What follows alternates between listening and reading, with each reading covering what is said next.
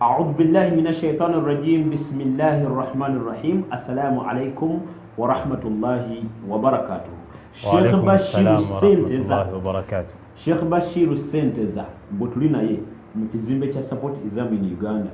Kitokota sikisanikire anti Ramadhani yeriko bi'idhnillahi subhanahu. Assalamu alaikum wa rahmatullah. Wa alaikum assalam wa rahmatullahi wa barakatuh. Sebu wekitibwa tukwebaza okubeera nti temukowa okuweereza support exam in Uganda. Nafera tusima okubeera nti muva ku mpewo. Allah tabarak taala bakumira era abere nti atwongera. Barakallahu fikum wa jazakumullahu khairan. Pozi tolera abatulaba salamu nkubuza ekibuzo kimu then tubeera tubasibula. Assalamu alaikum wa rahmatullahi wa barakatuh. Wa alaikum assalam wa rahmatullahi wa barakatuh. Pozi olunaku olwaleese bwekitibwa twandiyagadde okubuuzaayo ekibuuzo.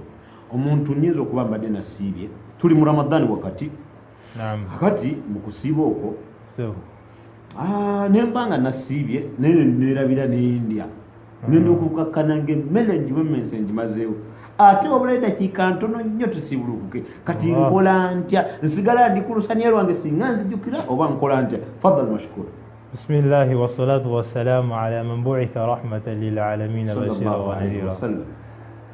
أمتينو الله جل جلاله ويتمي مبكى محمد صلى الله عليه وسلم. Mwe musomesa nga teri musomesa alijja kubeera nti amusinga mu record yakola record nebeera nti egenda kubeerawo alal abad teri agenda kujja tugambe nti yasomesezza asinga omubaka Muhammad sallallahu alaihi wa aspects zonna ez'obulamu yatuukangawo gwe buli wonna oyagala okubeera nti weebuuza buuza omubaka Muhammad sallallahu alaihi wasallam.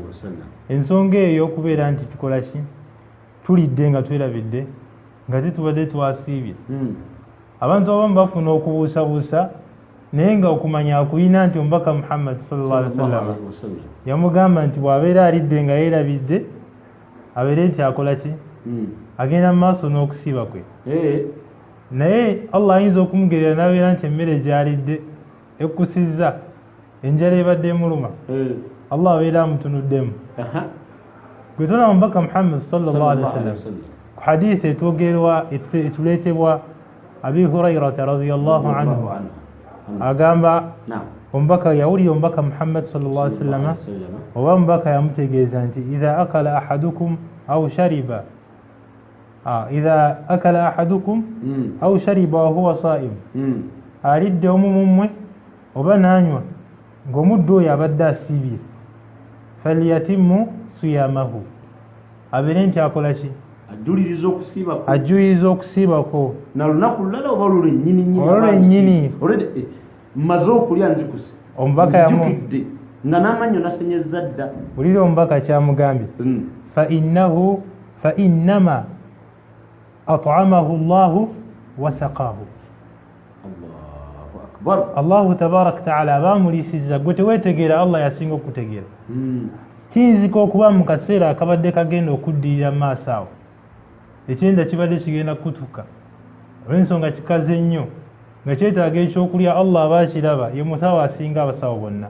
Allahu tabaraka taala n'akutwala bw'atyo mu firiigi n'otuuka n'olondamu ak'okunywa akanyogoga ennyo n'obeera nti okeeyiwamu n'obeera nti omulimu mubiri guddamu ne gubeera nti gutereera ekiba kyakulya Allah n'abeera nti akumira ogundi oli ku ibaada wasiibye kati ate amaze okukuliisa la yusalu amma yafaalu ate ffe tubuuzibwa tomubuuza ye Allah waba asazeewo nti akuliise nga tewasiibye tomubuuza ate ekyo tekikuggulirawo omulyango okubeera nti ogenda ng'otegedde n'obeera nti nange neerabidde awo yaba ali ku bibye. Mbaka Muhammad sallallahu alaihi wasallam atugaye mu hadithi eyo idha nasiya ahadukum fa akala aw shariba falyatimma siyamahu fa innama at'amahu Allahu wa saqaahu. Allahu tabaraka taala abakoze eki akulisiza era n'abeera nti akunywesa yasinga okubeera nti ategeera. Saba Allahu tabaraka taala abeere nti atuwa empeera enzijufu ey'okusiiba kwaffe. Amiina amiina. Barakallahu fikum wa jazakumullahu khaira. Bannange temuva ku support exam in Uganda okugivaako oba okukola bibyo. Weereza vidiyo ezo ziweereza omulala tunakyofiirwa omulala naye muweereza at least kolamu ka audio kaweereza omulala naye ayinza okufunamu insha Allah ng'ekintu kibadde kyamulemera dda ne kimuvaako ekizimbe ekyo. Barakallahu fikum wa jazakumullahu khaira. Wassalamu alaikum wa rahmatullahi wa barakatuh.